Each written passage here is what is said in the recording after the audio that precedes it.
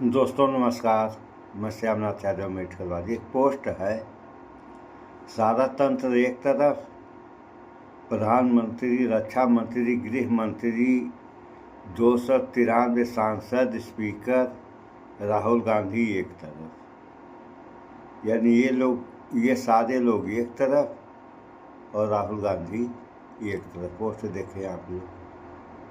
अभी और दिखा रहे हैं जो एक पोस्ट, उसको भी आप लोग देखें। इस पर थोड़ा सा समाचार भी सुनाएंगे। दूसरा देखिए,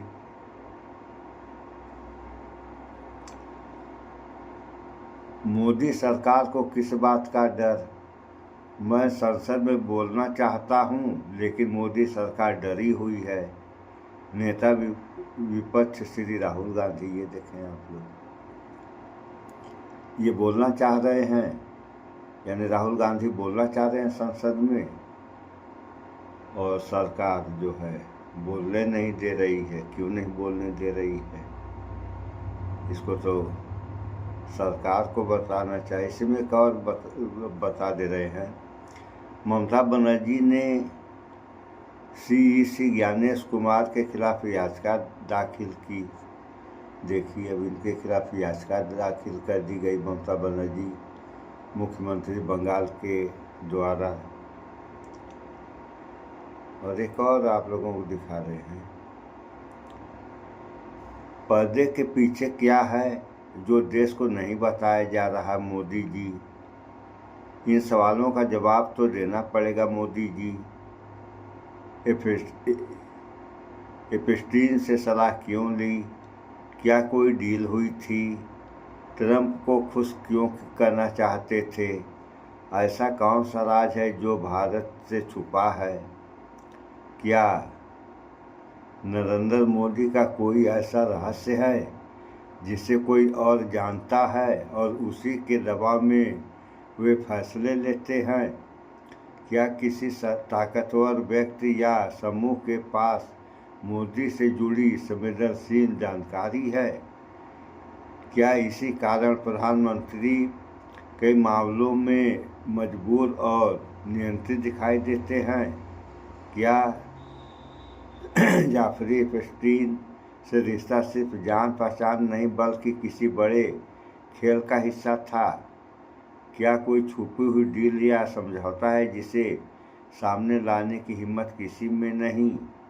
क्या डोनाल्ड ट्रंप को खुश रखना किसी राज को दबाए रखने की रणनीति थी? क्या भारत की विदेश नीति स्वतंत्र नहीं बल्कि दबाव में तय हो रही है? क्या प्रधानमंत्री के कुछ फैसले उनके नहीं किसी और के इशारे पर होते हैं?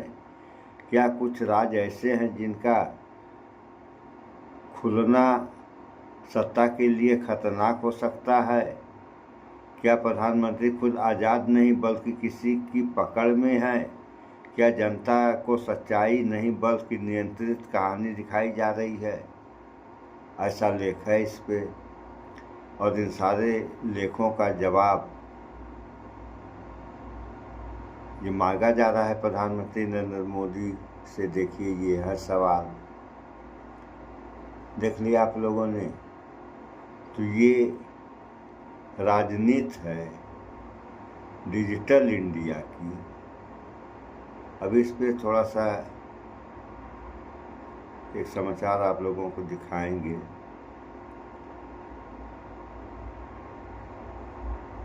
तो जो हो रहा है, ये क्या हो रहा है, इससे देश के ऊपर क्या प्रभाव पड़ेगा। अभी समाचार और व्यापार को लेकर जो डील दिखा रहे हैं। हाँ, अब देखिए आप लोग, अभी आ रहा है।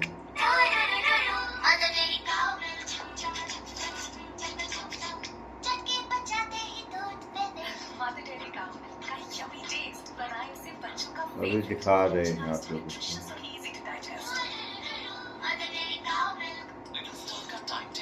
अभी आ रहा है। तो ये हो रहा है, इसका परिणाम क्या होगा? अभी ये तमाम प्रकार की समस्याएं जो है उत्पन्न हो रही हैं। जो करना चाहिए उस पर किसी का ध्यान नहीं जा रहा है। अब आप समाचार सुनिए। लेकर जो डील हुआ है, जिसमें साफ सुनिए। तौर पर भारतीय जनता पार्टी सरकार बहुत कुछ छिपा रही है, सुनिए। भारतीय राजनीति में एक भूचाल आ गया। राहुल गांधी निहायत ही फोकस्ड अंदाज में प्रधानमंत्री पर सीधा प्रहार कर रहे हैं और भारतीय जनता पार्टी प्रधानमंत्री नरेंद्र मोदी को सम्मानित कर रही है इस डील को लेकर। वो डील जिसके कई पहलुओं पर सवाल है। सबसे बड़ा प्रश्न लोग किसानों को लेकर उठा रहे हैं कि कहीं आपने किसानों के हितों को लेकर समझौता तो नहीं किया।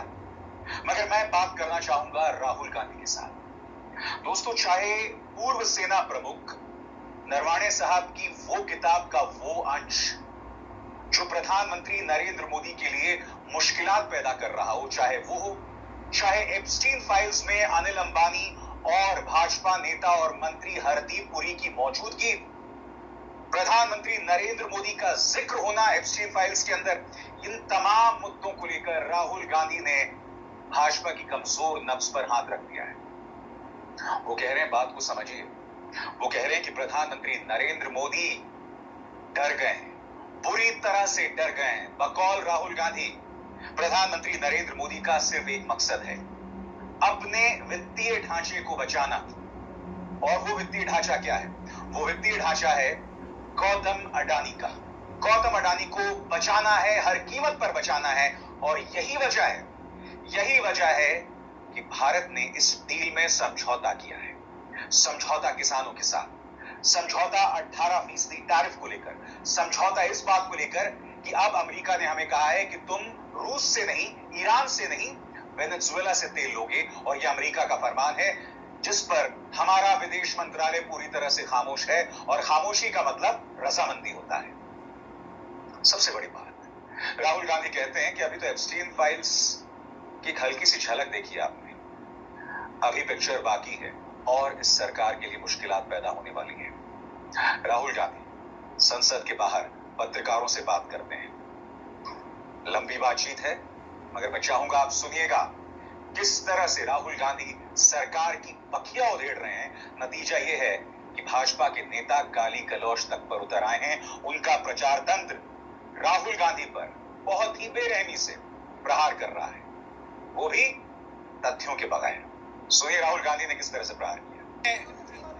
3 चीजें बोलना चाहता हूं। पहली चीज बोलने नहीं दे रहे हैं।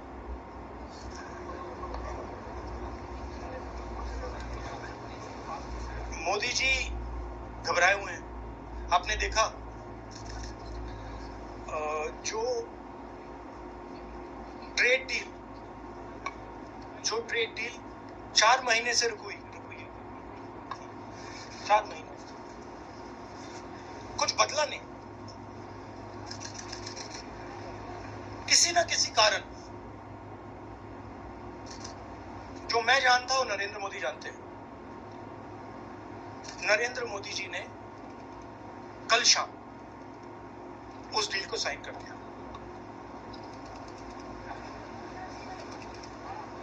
नरेंद्र मोदी जी पर प्रेशर है, भयंकर प्रेशर है। और नरेंद्र मोदी जी का जो इमेज का गुब्बारा है, जो हजारों करोड़ रुपए लेकर बनाया गया था, वो फूट सकता है। इशू ये नारावाने की स्टेटमेंट नहीं है, ये साइड शो है। और वो भी जानते हैं, मैं भी जानता हूं। मेन बात ये है कि हमारे प्रधानमंत्री को कॉम्प्रोमाइज कर दिया गया है। किसने किया है, कैसे किया है, ये हिंदुस्तान की जनता को सोचना है।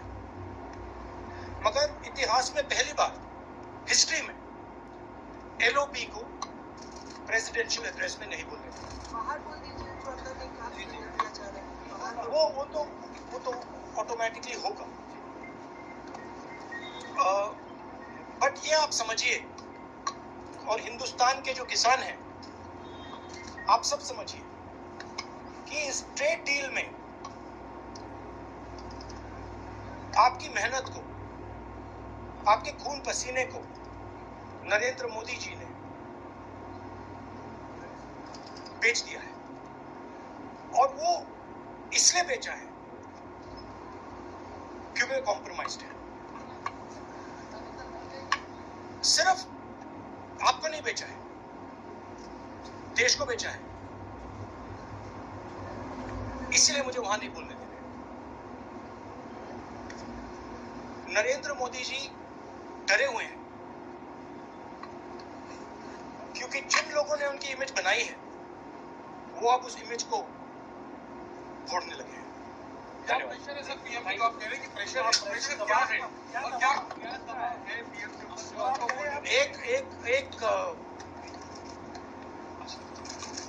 एक अदानी जी पर केस है यूनाइटेड स्टेट्स में। वो अदानी जी को टारगेट नहीं कर रहा है, वो नरेंद्र मोदी के फाइनेंशियल स्ट्रक्चर को टारगेट कर रहा है। एक वो है। दूसरा है एप्स्टाइन फाइल्स। एप्स्टाइन फाइल्स में अभी और माल है, वो अभी रिलीज नहीं हुआ है। इसीलिए इस दबाव में आकर एप्स्टाइन फाइल्स में जो है, जो पूरा देश जानना चाहता है मगर अभी अमेरिका ने रिलीज नहीं किया है। और दूसरा जो अदानी जी पर केस है, जो एक्चुअली मोदी जी पर केस है क्योंकि वो बीजेपी का फाइनेंस। और राहुल का ये जो हमला था ना, वो दो तरफा था। संसद के अंदर उन्होंने कहा कि कल जो बात मैंने पूर्व सेना प्रमुख नरवाणे की किताब जो अब तक जारी नहीं हुई है उस पर मैंने जो बात रखी थी, मैं उसकी पुष्टि करना चाहता हूं, तो उन्होंने कहा।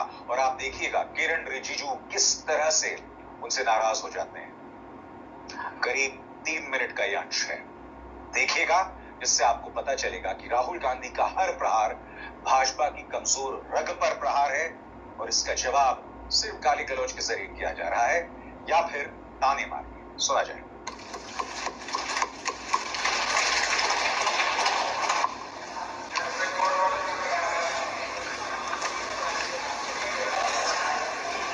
ऑनरेबल चेयरमैन,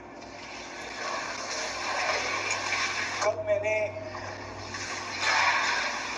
इस आर्टिकल पर अपना भाषण शुरू किया था। स्पीकर ने कहा था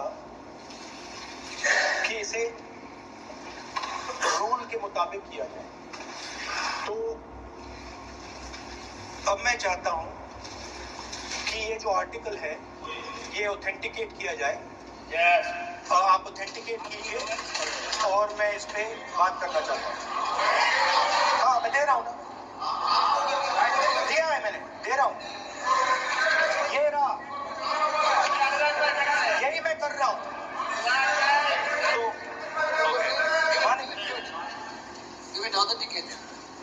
So this is please table it. Table it, please. Please table it. Speaker sir, Examine it and get back to you. And Chairman sir, I have authenticated the article. please continue on Honorable President's speech. Yes. So as I said yesterday, a very important matter in the President's speech is the matter of national security and our relationship between us and the Chinese and the Pakistanis. There is a very important matter that is quoted inside this article that I have authenticated, which speaks about the reaction of the Prime Minister and Sir, I am once again. Please. Once again. No, once again. Sir, I am once again requesting you to please restrict yourself to the speech of the Honorable President.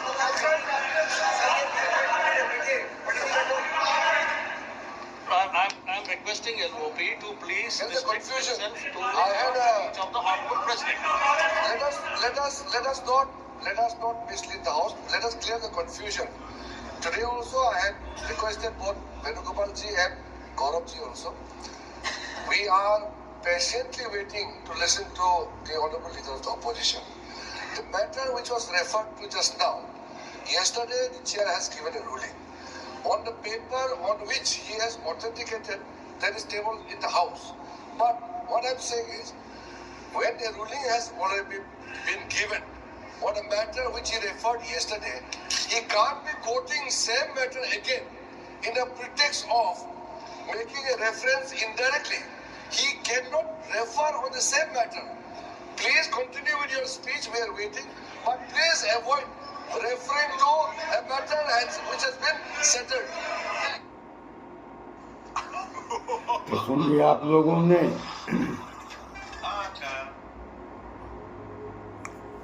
अभी जो है petroleum Bharat रूस से खरीद रहा था और अब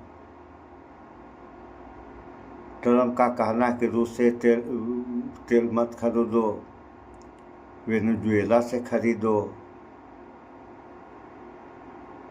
तो अब भारत जो है वेनेजुएला से जो है पेट्रोलियम खरीदेगा। तो ये बात ये नहीं समझ में आई, कहने को तो स्वतंत्र हैं हम, अब इस गुरु भी बनने जा रहे हैं। हुकूमत चल रही है ट्रम्प की, सारे काम ट्रम्प करवा रहा है। क्यों ट्रम्प करवा रहा है? ट्रम्प कौन होता है इस देश पे हुकूमत करने वाला? वेनेजुएला पर तो कब्जा कर ही लिया, तो इस हिसाब से क्या विश्व गुरु पर भी वो कब्जा करने चाह रहा है या कर लिया है?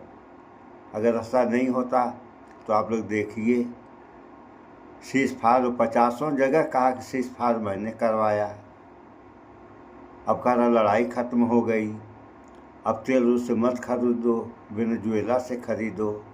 अरे कौन हो भैया तुम ऐसा कहने वाले? और यहाँ की सरकार अभी 2-3% टैरिफ पहले लगता था तो 50 कर दिया, 50 से 18 कर दिया। तो यहाँ का जो है मीडिया ढोल पीट रहा है जब जैसे ट्रम्प टैरिफ फ्री हो गया।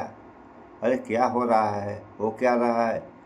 और ढोल किस बात की बजाई जा रही है? अगर इसी तरीके से ढोल बजाई गई तब तो गया ये देश। सो इन सब बातों पर विचार करें आप लोग। कोई भी काम कोई कर रहा है तो देश हित में करे, अगर देश हित में काम नहीं किया गया तो इसका परिणाम क्या होगा, ये कहने की बात है नहीं, सारे लोग जानते हैं। भाईचारा बना कर रहें। सो इस वीडियो में इतना ही। स्वच्छता अपनाएं, शुद्ध खाएं, स्वस्थ रहें, शिक्षित बने। जय विज्ञान, जय संविधान। नमस्कार।